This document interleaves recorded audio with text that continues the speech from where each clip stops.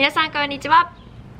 大熊アリーナです。今日はトレーニングの動画ではなくて少し私の自己紹介をしていこうと思います。結構ね、私の YouTube のチャンネルではピラダンスだったり、トレーニングだったり、あと K-POP の動画だったり、サステナビリティだったりね、日常生活に役に立つようなフィットネス系のね、動画を結構出しているんですけれども、実際にね、私のプライベートのお話というか、個人のお話ですね、っていうのをあまり YouTube ではしてこなかったなっていうのと、あと皆さんもね、もうちょっとどういう人からトレーニングを習ってるのかとか、大熊里奈って人どういう人なのかっていうのをしていただけた方がいいかなと思ったので、今回は簡単に自己紹介の動画を作ることにしました。で、今回の動画はですね、テロップとかを一切入れる予定はなくて、どちらかというとポッドキャスト的な感じでね、作っていこうかなと思っているので、皆さんもね、動画を流しつつ、作業しながらとかね、何かをしながら耳だけね、傾けて、聞いてもらえばいいかなと思います。では、はじめに私の本名は大熊里奈と言います。現在は、24歳で、フィットネスのね、動画とかを上げてるので、身長、体重、あと体脂肪も一応ここでね、よく質問もいただくので、お伝えしようかなと思います。身長はですね、165センチで、体重が今52キロあります。で、体脂肪率がだいたい 19% から 20% ぐらいのところを行き来しています。今住んでいるところはアメリカのアリゾナ州です。西海岸の方なんですけれども、もうこっちに来てから3年経つんですけれども、初めて来た時はですね、アリゾナ州立大学に行くために大学を編入してこっちに来ました。無事卒業して、そのままこっちで自分の LLC を立ち上げて仕事をしているという形になります。主にやっていることは、皆さんもご存知の通り YouTube に動画をアップすることと、K-POP のダンスワークショップをこっちで開いています。あとはピラダンスのプライベートレッスンをアリゾナでやったりとか、たまにね、私もともと器械体操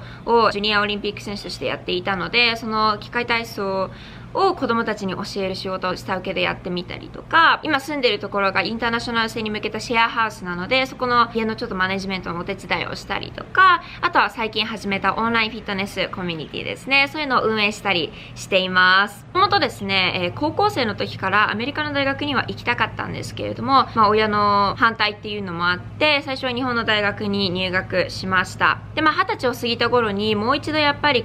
自分の人生についてちょっと考える時期があって、このまま就活して大学を卒業して就職していくのか、アメリカの大学にね、大学生のうちに行くのかっていうのを自分で考えてた時に、やっぱりもう一度社会に出る前にちょっと一度やりたいことをやっておきたいなと思ったので、アメリカの大学に編入することを決意しました。結構ね、アメリカの大学行きたいですとか編入したいですっていう声をいただくんですけれども、やっぱりいろんなね、問題があってなかなか行けないんですけど、どうしたらいいですかっていう質問をたまにいただいていて、私もね、元から行きたかったけど、行きたかった時期には行かずに、20歳になるまで一応待ってました。で、その間もですね、しっかりと英語を勉強していて、別に帰国子女とかではないので、英語は本当に全然喋れないぐらいで、単語だけはしっかりと覚えたりとか、文法を勉強したりとか、そういう感じでですね、英語をマスターしていって、ちょうどですね、日本の大学に通った時に、英語のライティングコンテストがあって、そこでですね、エッセイを書いたら、なんと入賞してですね、賞金までいただいたという経験があったんですね。で、その時に添削してくださった英語ネイティブの先生のところに、ありがとうございましたって言いに行ったら、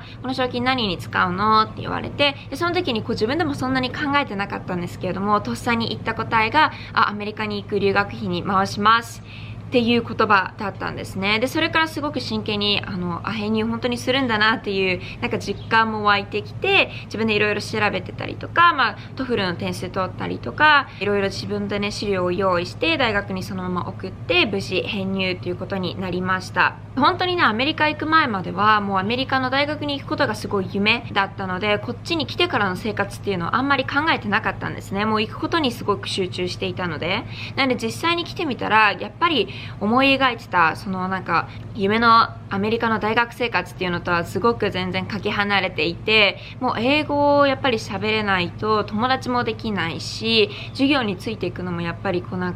必死というか、毎回の授業がちょっと緊張感がすごくあるような感じだったりとか、そんなこんなでですね、最初の3ヶ月間は結構泣いてる日々を過ごしてました。でもね、そういうやっぱり辛い思いとか経験をする中でですね、やっぱりね、英語はあくまでも会話とか話すツールであって勉強そのものではないので、ただ英語を知ってただけでも会話の内容が面白くなかったりとか、文化のことだったりとか歴史のことだったりとか、その会話のね、面白さを作るものっていうのも自分で一緒に磨いていかないといけないっていうことに、気づかされました。あとはですね、こっちにはすごくインターナショナル生、要はアメリカ人ではなくて他の国から来ている方っていうのがたくさんいて、学生も社会人もですね。で、そういう人たちの中には結構英語喋れないけどガンガン喋ってくるんですよ。皆さん日本人って結構どちらかというとちゃんと言えないからちょっと躊躇して言葉発せないなっていう方がいっぱいいると思うんですけれども、私もそうだったんですけど、自分の英語がすごい恥ずかしくて授業中発言できなかったりとか。でも、全部が全部ではないですけれども、いろんな国の人を見ていると結構ポジティブな方とか、別に英語の上手い下手よりも自分の意思疎通にすごく焦点を当てて会話をしている人っていうのはたくさんいてですね、そういう人たちから英語を別に完璧じゃなくてもいいから伝えることが大切、自分で考えてその思ったことを伝えるっていうことが大切なんだっていうのをすごく学びました。だからね、私の YouTube のチャンネルでも日本語バージョンと英語バージョンの動画を一緒に出しています。私の英語もですね、別に完璧なわけではなくって、もちろんネイティブから見たらね、いろんな文法だったりとか表現の仕方っていうのにね、間違いだったりっていうのはあると思うんですけれども、別にそういうのをいちいち気にしてたらいつまで経っても喋れないし、日常でね、またビジネスの仕事の間で使える英語にはならないので、私はもうどんな風に移ろうと、とりあえず英語を話して自分の思っていることっていうのを、自分が持っているスキルだったりとかねっていうのを英語でもしっかりと伝えていっています。なんでね、こっちでも K-POP のダンスワークショップだったり、ピラダンスのレッスンをしてるんですけれども、基本は全部英語で行っています。ネイティブの人たちがね、レッスンをした方がもしかしたら、こっちの人は分かりやすかったりとか、スムーズだったりすることっていうのいっぱいあると思うんですけれども、それでもね、私のレッスンに来てくれるっていうことは、やっぱりこの言語だけではなくって、私の例えば教え方だったりとか、持っているものだったりとか、そのクラスの作り方っていうのに、楽しみとかをね、感じてきてくださってると思うので、そういうところもすごく大切なんだっていうことを、自分の経験からね、すごく学んできました。もともとね、フィットネスにすごい興味があったというわけではなくって、どちらかというと、教えることにすごく生きがいを感じていまして、それこそ日本の大学にいた時、だから、20歳ちょい前ぐらいの時ですね、まだ10代の時にダンスを指導したりとか、機械体操教室を教えてたりとか、ちょっと家庭教師とかもしてですね、自分が持ってる知識だったりとか、スキルっていうのを他人に教えるっていうことにすごくやりがいを感じていて、もともと日本の大学にいた時に K-POP をですね、プライベートレッスンで原宿にあるスタジオで教えてたんですね。で、その時のスタジオのオーナーさんがたまたまピラダンスっていうのを作られまして、ピラティスとダンスが混ざったコンビネーションのエクササイズですね。特許もね、ついているエクササイズなので、とりあえずそのインストラクターを取って、でもそのインストラクターの資格を取った時はですね、もうアメリカ行きが決まっていたので、日本で実際に教えるっていう機会はあんまりなかったんですね。なんで、新しくできたエクササイズだし、どこにもないし、世界を見てもね。なんで、せっかくアメリカに行くんだったら、アメリカでちょっと挑戦をしてみようかなと思って、大学のフィットネスセンターに行き始めたのがすごくきっかけです。でね、最初の方は別にインストラクターになるためにフィットネスセンター行くっていうよりは、私の大学はですね、すごい大きな州立の大学で、学生はですね、みんなフィットネスセンターを無料で使えるんですね。無料っていうか授業料に含まれてるんですけれども、なんで、友達としょっちゅうグループフィットネス、ヨガだったりとか、ピラティスだったりとか、ダンスのクラスとかっていうのを受けていって、で、そういうのを受けていくうちにですね、ほとんどのインストラクターがみんな私と同じような学生であるっていうことに気づいたんですね。その時にすごいやっぱり衝撃を受けて、私はね、ただでさえクラスについていくのにも必死だったのに、それプラスで自分のクラスを持ってやってるっていうのにすごく感銘を受けて、でもね、同時にこの人たちもできるんだったら私もできるんじゃないかなと思って、そう資格を取ってこっちで教え始めました。やっぱりね、それもまた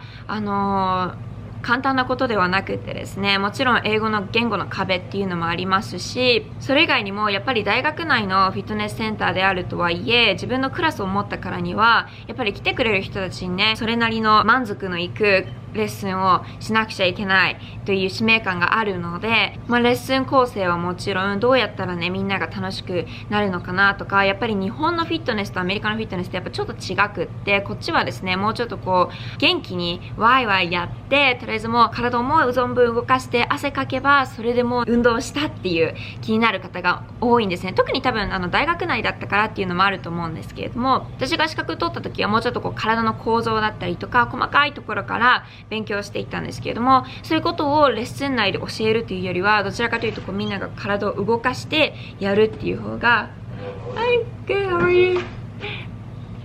そう需要があって、そういうのにね自分のレッスン自体もこう切り替えていったりとかして、いろいろ試行錯誤しながらやっていきました。なんでね大学を卒業した後もそのまま自分のレッスンをこう LLC の中で持ったりとか、同時にね YouTube の方でもそういうもうちょっと楽しくできるフィットネスっていうのを配信していっています。この間もねそれこそ私のインスタにもちょっと書いたんですけれども、アリゾナに来てからこの3年間ですごくね精神的にも、体もねこっちに来てからすごく本格的に鍛えたので、身体的にも肉体的にもすごく成長したなって感じるんですね。でなんでかっていうと、やっぱり自分の周りにいる人とか置かれている環境から受ける刺激っていうのはすごく大きくって、あのまま日本の大学にいて卒業して就職をしていたら、多分自分でこう、会社立ち上げて自分でクラス開講して人を集めてとかっていうことは多分してなかったと思うんですね。 YouTube も多分始めてなかったと思うし、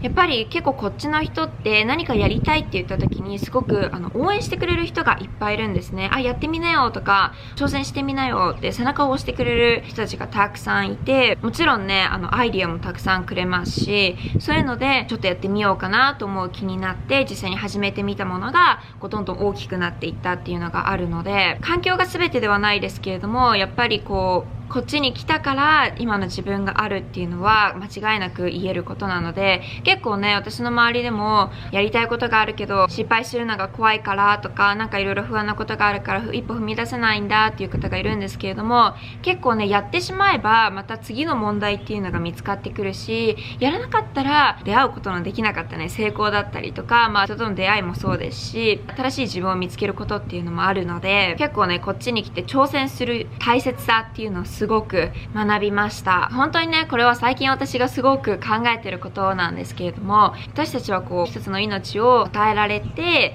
生まれてくるわけですよね。でそれって自分で選んできたわけではないと思いますし、それこそもう生まれ持ったもの、肌の色だったりとか顔のパーツだったりとか、人間として生まれてくることには自分で選んできたものではなくて与えられたものなので、こうどう使っていくかっていうのは本当に自分次第なんだなって最近すごく思うんですね。結構生まれた時って本当に自分の体以外何もないと思うし、自分の人生を終える時もきっと自分の体以外何もないと思うんですよ。もちろんその自分で作り上げた人脈だったりとか財産だったりとかそういうのは残りますけれども、自分が実際ねこの世に存在しなくなったらそういうものっていうのは自分のものではなくなるわけじゃないですか。だからね本当にそれこそ最近自分で何かを所有するっていうことにあまり興味がなくなってきて、もうちょっとこうみんなでシェアできるものに時間だったりとかお金を使いたいなっていう風に、考えるようになってきました。これはね私の一人の意見なので皆さんにこう押し付けてるわけでもないし、人それぞれねいろんな思いがあると思うので全然聞き流してしまっていいお話なんですけれども、私はこういう風に人生を考えていますよっていうね、一つの意見ですねっていうのをここでもシェアしていこうかなと思いました。でねきっとこの与えられた私だったら大熊里奈として生まれてきたこの命はきっとこの世に存在している限り何か意味があって生まれてきたと思ってるので、自分がね今こういう置かれている環境、便利な社会になってきているのも全部自分たちの先祖のおかげだと私は思っているので、じゃあ私が次にできることは何かなって言ったら、何か全部を独り占めするというよりはみんなにこうシェアできるもの、あとはみんなでこう次の世代に受け継いでいけるもの、環境だったりとか、それが目に見えるものでも目に見えないものでもっていうのを作っていくことにこの世にね生まれてきた意味があるのかなと思うので、私は今すごくサステナブルなアクティビティに興味がありますし、環境だったりとか人助けだったりとかあとは自分一人でやるのではなくって、コミュニティで活動していくっていうのにもすごく私は今重点を置いて生活しています。だから私のオンラインフィットネスコミュニティもそうですし、もちろんね、私がレッスンをしたりだとか、リーダーとなってね、みんなと一緒にトレーニングをしようっていうオンライン上でね、空間を作ってはいますけれども、それだけが本当の私の目的ではなくって、みんなで何かを作っていく、みんなで一つのものを作って、それを次の後世に渡していけるような伝統っていうのを私はもうちょっとイメージしています。こっちの K-POP のワークショップも今はクラスをね、コロナのせいもあってクラスだけを開講していますけれども、去年の9月から始めて、もうすでに300人ぐらいの人がオンライン上でもオフライン上でもレッスンをね、参加してくれていて、でそういうのってやっぱり人とのつながりだから、ただね、インストラクターと生徒とかレッスンだけっていうよりは、そこで出会った人たちが友達になるっていうシチュエーションもすごく何度も見てきたし、みんなで仲良くなってなんかコンサート行ったりだとかっていうのをすごくね見てきたので、みんなでね一つになって何かを成し遂げていくっていうことを、していきたいなと K-POP ワークショップの方でも考えています。でね、最後によく私は動画の中でもね、なんでそうやってポジティブにいられるんですかとか、アリーナさんの笑顔とか声とかにね元気をもらえますっていう声をたくさんいただいて、私は本当にねありがとうございますっていう感じなんですけれども、多分ねこれはもちろん私の性格とか、キャラクター生まれ持ったものとか育ってきた環境によるものっていうのはすごく大きいと思うんですけれども、それ以外にもやっぱりさっき言ったように自分のね人生、与えられたものとして一度きりしか生きられないのであれば、やっぱりね暗い性格で生きているよりは明るくしていた方がやっぱり自分もなんか気分高まるし、周りの人もねきっと幸せになる可能性っていうのは高くなっていくのかなと思っているので、別に無理にね明るくしているわけではなくって、自分の思考回路から明るくなるようにしています。でね、これは別に私だけじゃなくてみんなができることだと思いますし、やっぱり自分でね嫌なことっていうのは分かると思うので、そういうのはなるべく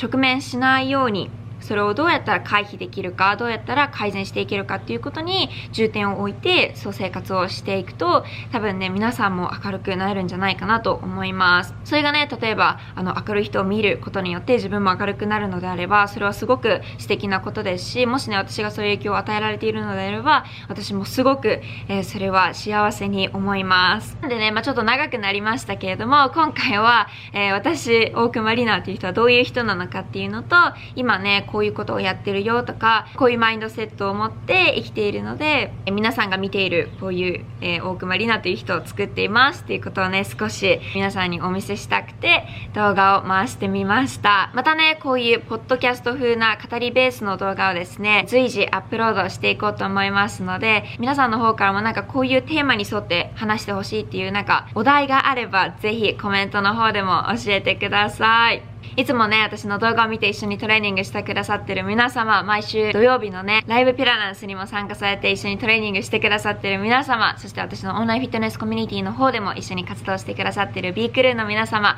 本当にありがとうございます。これからも一緒にサステナブルな体づくりだったり活動を一緒にしていければいいなと思います。それではまた次回の動画でお会いしましょう。またねー。